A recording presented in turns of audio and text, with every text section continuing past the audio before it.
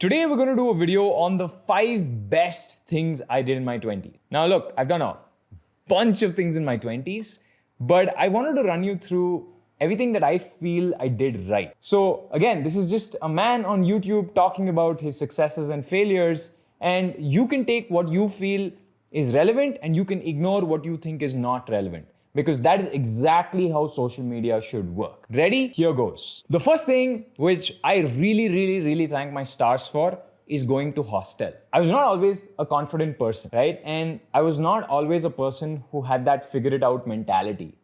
I used to be young. I used to be insecure. I once remember that in school, I was afraid of showing my face because I had one pimple. Imagine, I know people who have hundreds, but I was so underconfident and insecure in school that I never knew how to get beyond it. And that's because I lived with pretty orthodox Indian parents, right? Who were controlling and tried to put me, in a straitjacket. And I don't blame them. I know exactly why they did it. And as I got older, I understood their reasons for it, right? So I kind of forgave them. So in school, I wasn't really a very confident person. If you looked at me back then, you wouldn't even be able to predict that I would be somebody like what I am right now. So I remember it was my school sports day and I was carrying the flag around because I was games captain, God knows why. And I didn't know where to turn and I turned the wrong way. And I embarrassed myself in front of thousands of people and I couldn't get up off the bed after that, right? It was horrible and I was sweating and nervous and it was really bad. But I feel like HOSTEL instilled a lot of that confidence in me because I realized that everyone else is as clueless as I am. I literally made friends with the most clueless people and saw them hustle and figure their way around. And I realized, oh, that's how you do life. So I feel like HOSTEL knocked sense into me. It gave me independence. It made me realize the value of my parents. It made me realize what my skills are, what my weaknesses are. It made me more aware of what I want from life. So going to HOSTEL, definitely one of the best experiences of my life. 10 out of 10. I hated the college. I hated going to class. But I love the HOSTEL. And by the way, I don't think it's just me. Almost everybody who has been to hostels loves the experience. I once met a person from my in-laws side and she was telling me that she'd give anything to go back to her hostel life. And I kind of relate. I understand why she's saying that. I would actually give away everything that I had, all my successes, to go try one more time. Because, hey, I know the path back. I guess one more experience of HOSTEL wouldn't hurt. The next thing is starting Sizer. Again, starting Sizer, which was the freelance agency that I ran, and not JobSpire, which was the venture-funded company that I ran. I truly enjoyed Sizer. I was making money, I was free, I could do whatever I wanted to, and I was learning. Tomorrow, if I was bored of freelancing, I could go do something else. I had unlimited freedom, and I think that was a success for me because during my free times is when I truly learned about the world.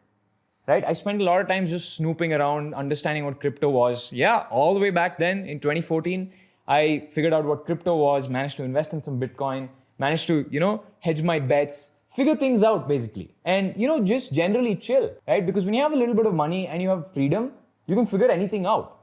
Because when people are in college, they have freedom, but they don't have capital. So they can't allocate resources in different places and see how it works out. But I had that advantage because of freelancing. So Sizer and my freelance career were awesome. I also learned how to work in a team. I hired some people, I fired some people, I made friends. So it was really cool. And 10 on 10, would recommend. The next thing is going to the gym. Remember my first point about how I was pretty underconfident when I was a kid? The gym was basically a way for me to help me gain more confidence. And this happens to a lot of people who are either very skinny or very fat. I was very skinny when I was young. When we go to the gym, we get an outlet, firstly. And secondly, when we look better, we associate ourselves to that identity we've created. So I remember when there'd be periods where I wouldn't go to the gym after going for a long time, where I'd start losing weight again. And I started going into this pseudo depression. So the gym was like a crutch for me, right? For my confidence. It was anyway shattered. The gym was like, hey, I'll give you a place to rest on. I'll give you some confidence, at least your body, because you don't have anything else. And when I had that, I learned all these other skills. I figured all these other things out so that I could finally bid the gym adieu. I did the gym for almost a decade before giving up on it. And I gave up on it for a multitude of reasons. I'm not going to go deeper into that. It was a very, very, very fun ride. There is no feeling like picking up iron and doing your reps. See, one day when you're friends with somebody, they're like this. The other day, they could be something else. But 25 pounds is always 25 pounds, right? It never changes. It's the constant by which you change. When something changes, it needs stability. So iron was my stability for many years. And today, I'm at a point where I don't really need it, but I know what it did for me. And I would really suggest for people who are struggling with self-confidence, the gym is something that I will guarantee works. Most people quit in that 1 to 3 month range. So try to stick and maybe it'll work out. The next thing is getting married. So I remember, I don't know where I said it, but somewhere online I said, getting married was one of the most fun parts of my life. I think there was this person who's maybe, a really aggressive feminist or something like that, who's like, why can't people be single? Why are you enforcing patriarchal norms like marriage? Right? What is wrong with people being alone? Are you against that? The thing is, dude, you're missing out on so much, right? And it's not what you think you're missing out on. You're missing out on having companionship, on growing old together with somebody. And the body, like our bodies break down. You will fall sick at some point in your life.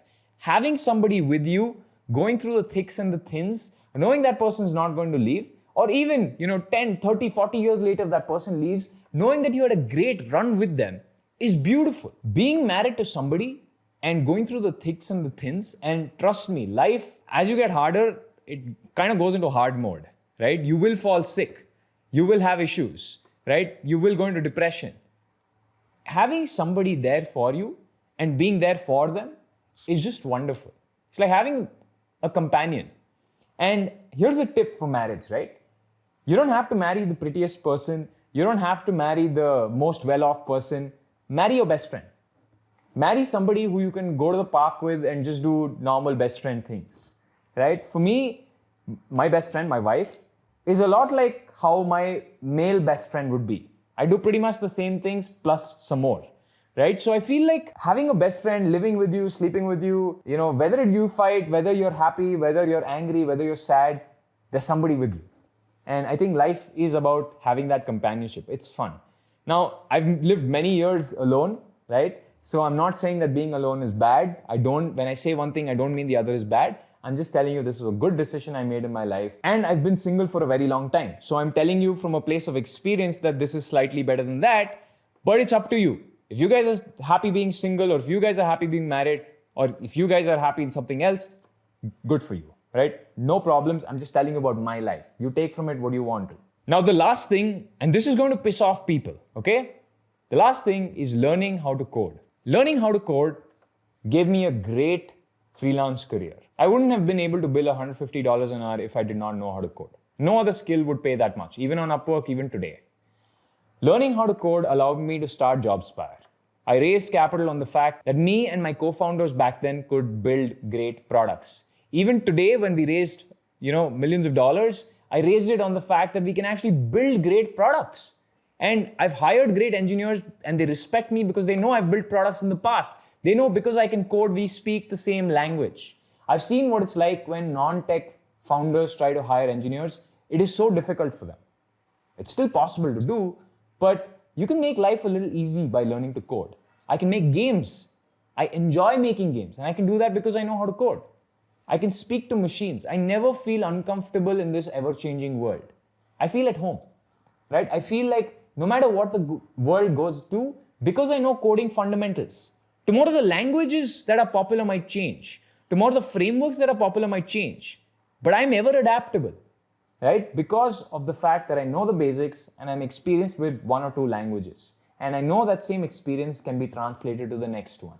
So it's a good decision I made. Please don't take it the wrong way. You can still do what you love. I'm telling you about my life. So take from it what you can. Bye.